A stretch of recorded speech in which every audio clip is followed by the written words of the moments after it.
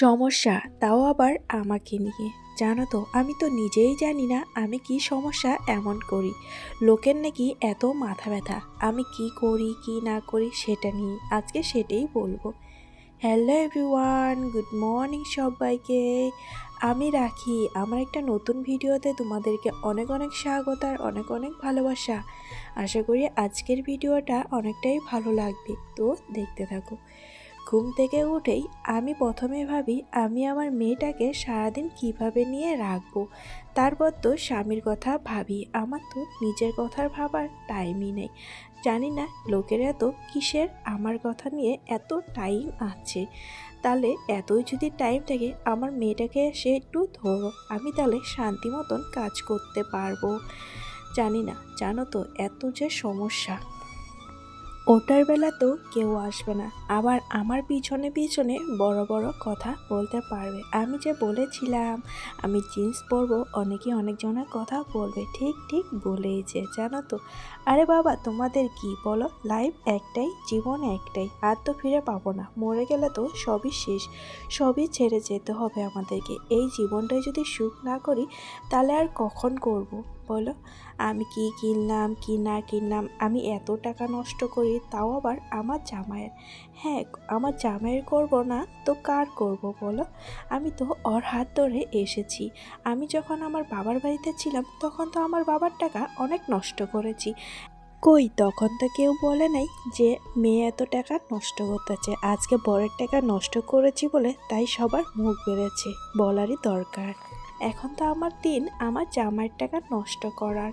আমি তাও অমন নষ্ট করি না, আমি বুঝে শুনেই সবটাই করি। যেহেতু আমি এখন বউ ঘরের, আর আমার আগে পিছে কেউ নাই, আমাকে না সবটা দেখেই চলতে হয়। আর তার সাথে একটা মেয়েও আছে, মেয়ের কথা যদি না ভাবি তাহলে আর আমি কিসের মা হইলাম বলো। তাহলে তোমাদেরকে ভাবতে বলিনি আর বলতেও বলিনি আমি কি নষ্ট করি কি না নষ্ট করি, সবটাও তোমাদের এত যে মাথা ব্যথা আর এত যে কথা, কি আর বলবো ভাই।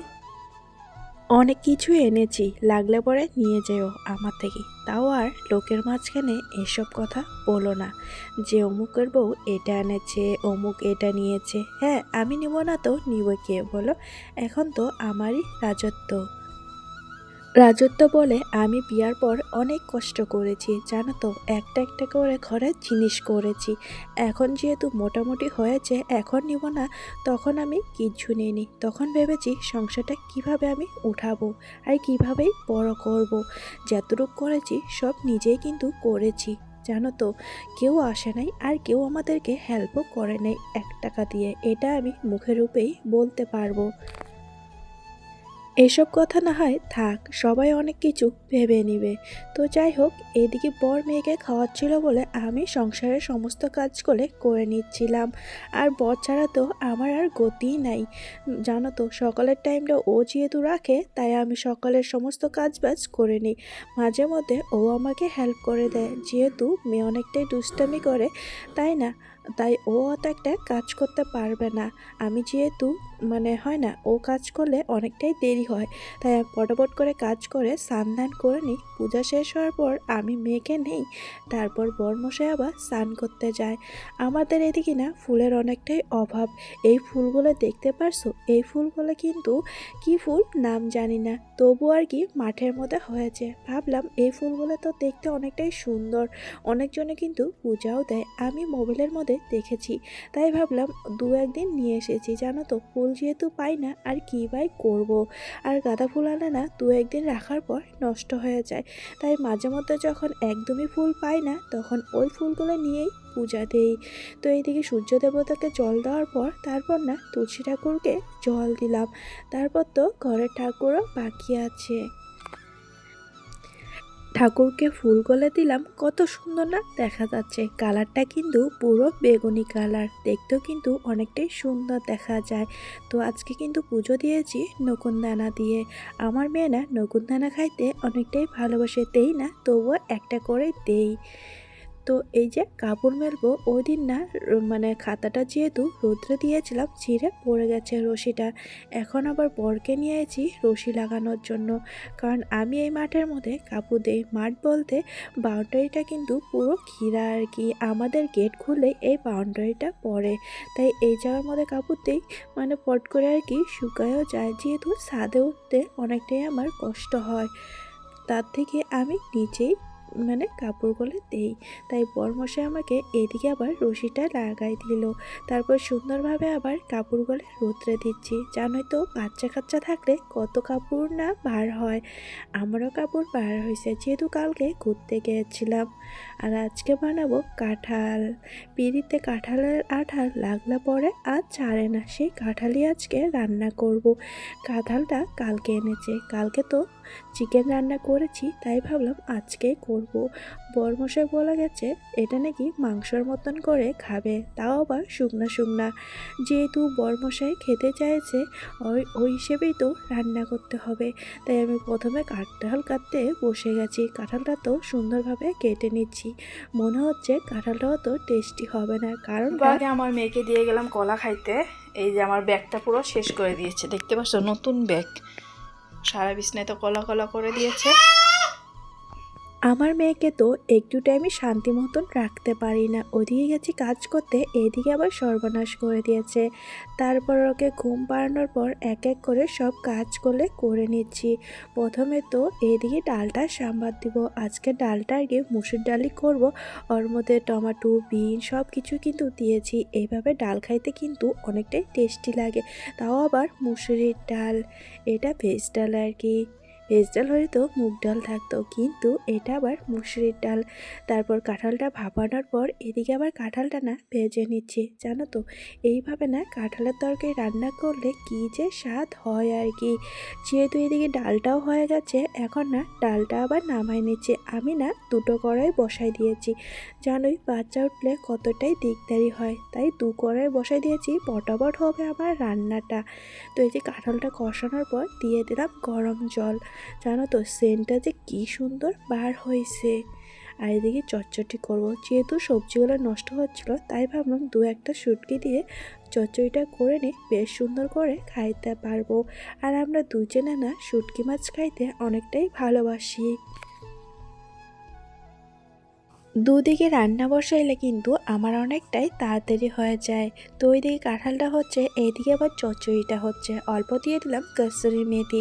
আজকে কাঁঠালটা একদম শুকনা করে রান্না করেছি। আরেকটা কথা বলি, জানো তো আমি আগে যখন ভিডিও করতাম তখন না হাসি পায় কথাটা বলতে। আমি না একবার দিয়েছিলাম মানে তরমুজ কেটে আর কি বলেছিলাম যে এই তরমুজটা আমার শ্বশুর শাশুড়িকে দিতে চাই। এই কথাটা আবার ফোন করে বলে দিয়েছে, জানো তো তারপর তো পুরো ফায়ার।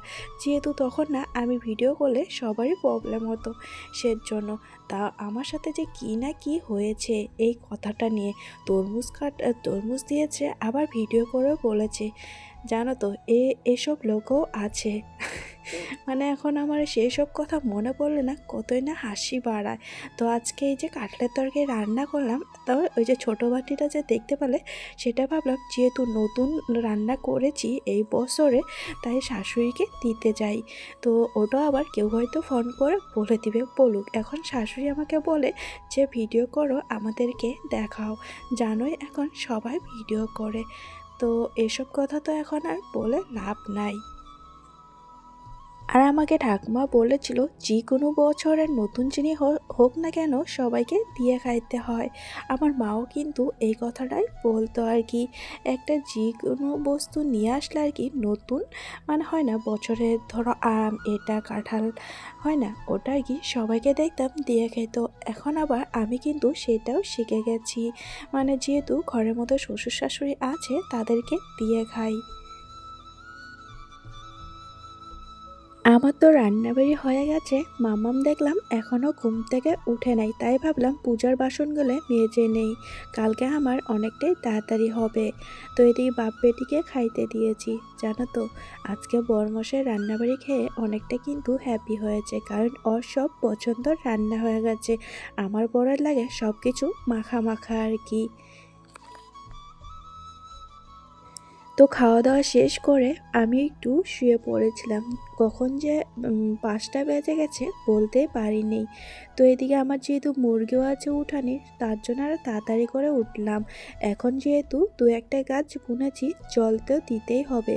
বেগুন গাছটার মতো জল দিলাম, তারপর কয়েকটা না শাক লাগাইছি জানো তো, মানে ওই যে পাট শাক আর কি, তার মতো জল দিলাম। এই পাইপটা আর কি বড়মশাই কিনে এনেছে, কারণ আমার না জল দিতে অনেকটাই কষ্ট হতো, সেজন্য ও নতুন আবার কিনে এনেছে।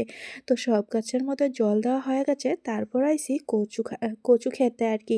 এই কচুগুলোও কিন্তু আমি আর শাশুড়ি মা মিলেই লাগাইছিলাম। তো এখন না সেটাই তুলে নিচ্ছি আর কি।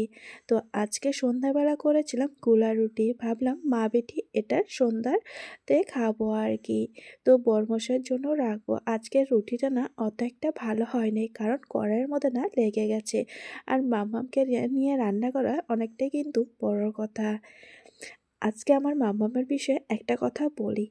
আমি জানো তো নিজে খাচ্ছিলাম, আর আমার মাম্মাম দেখো সে না হাতে দিয়েছি ওকে খাওয়ার জন্য। আমার মেয়ে কি করলো, আগে প্রথমে আমাকে খাইয়ে দিল। আমি তো দেখে পুরো অবাক, কারণ আমি নিজে খাচ্ছিলাম, আমি তো মাম্মামকে দেইনি। ও আগে নিজে খাওয়াই দিল আমাকে, তারপর নিজে খেলো। তো এতটুক বাচ্চা কতই না বুঝতে পারে। তো যাই হোক, এটা দেখে কিন্তু আমার ভিতরটা একবারে ফেটে গেছিল। মানে হয় না, মা হয়ে কেমন করে পারলাম ওকে না দিয়ে আগে আমি খাইতে। যেহেতু ওর হাতে দিয়েও ছিলাম, তাও আর কি মনটা কেমন লাগতেছিল। তো আজকের মতন ভিডিওটা এই পর্যন্ত শেষ করছি। ভিডিওটা কেমন লাগলো অবশ্যই কিন্তু জানায়ও।